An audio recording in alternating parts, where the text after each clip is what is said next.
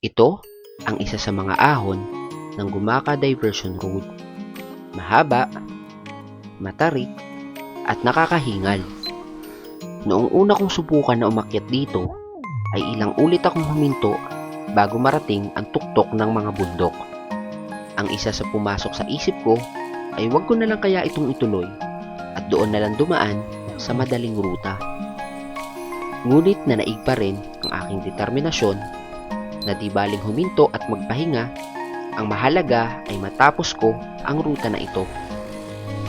Kinakapos man sa hininga at makailang ulit na tumukod, ay pinilit kong tapusin ang aking sinimulan.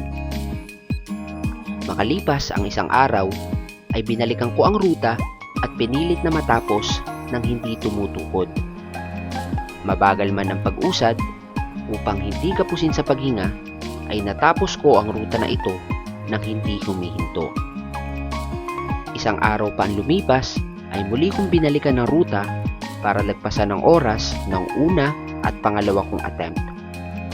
At dito ay hindi na nawala sa aking cycling routine ang ruta na ito at naging paborito kong puntahan dahil sa kakaunti ang mga sasakyang dumadaan, maganda ang tanawin, at sobrang challenging ng mga ahon. Ikaw, ano ang kwento ng unang attempt mo sa ruta na nagpahirap sa iyo?